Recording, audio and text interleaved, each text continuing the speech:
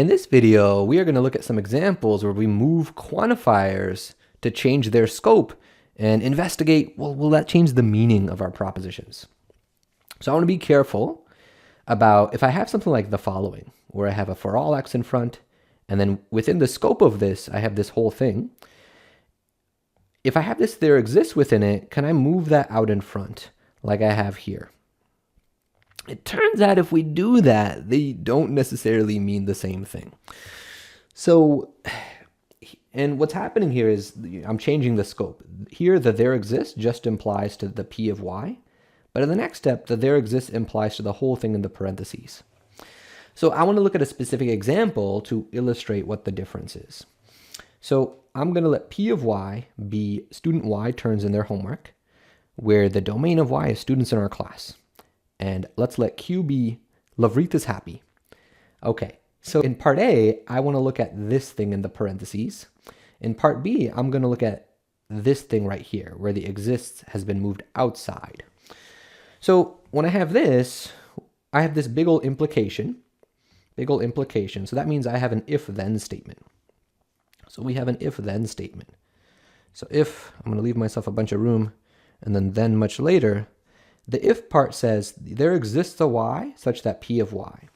So that would be saying if there is, or if there exists, if there is a student y, because the domain of y is students in our class, if there is a student y,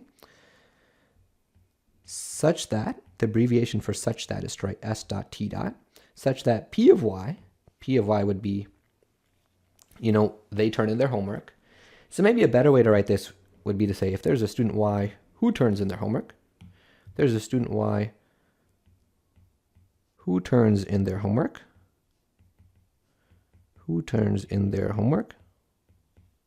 then q. So then Lavreet is happy.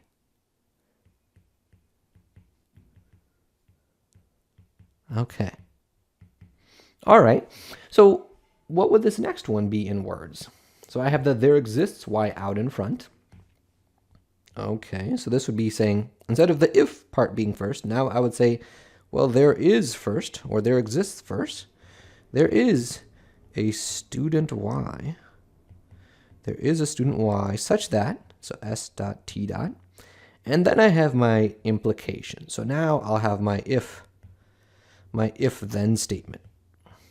And the if part says p of y, so y turns in their homework. So if y turns in their homework, then q. So then Lavreet is happy. Then Lavreet is happy. Okay, so, besides the obvious difference where this thing begins with the word if, whereas this one begins with the words there is, I want to think about what the differences are here. And I want to first give you an opportunity to see if you can figure out why these are different. So pause the video in 4, 3, 2, 1. Pause it for a quick minute to think about this and why these are different.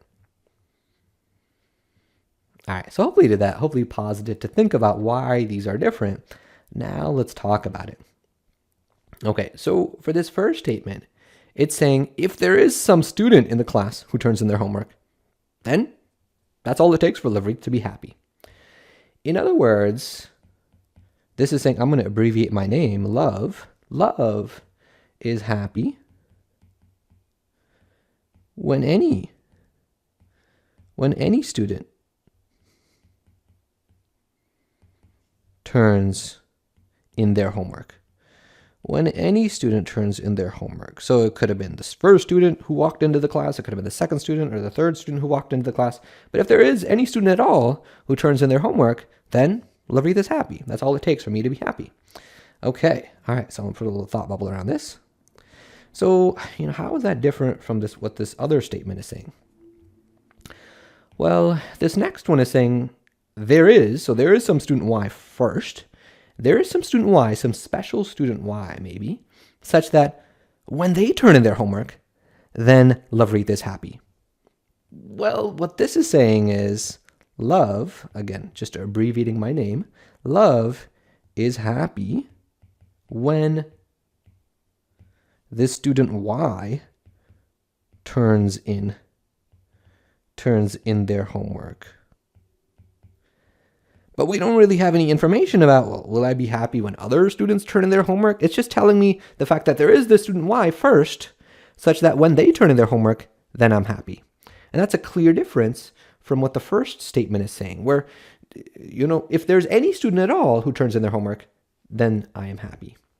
Okay, so there's actually another way I could have expressed this part A statement, seeing that I'm using the word any here. So I'm going to write this in a slightly different way to make that more clear. So another way I could have worded that is to say, for any student Y, if Y turns in their homework,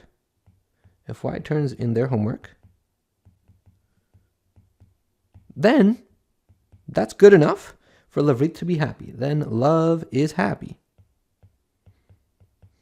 Okay, and seeing these words, the for any student Y would be a for all Y.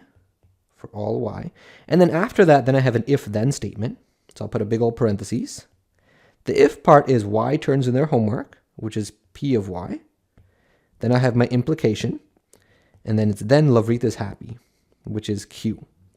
So it turns out, weirdly, that if I wanted to move this there exists further in front so that I get a parentheses around the implication, it actually turns into a for all. And we are seeing that from the way that this is worded here. So the big takeaway from this is, when we have quantifiers, when we try to move them in a way that changes their scope, we have to be very careful about and if their meaning changes. In general, we don't want to do things that change their scope like this.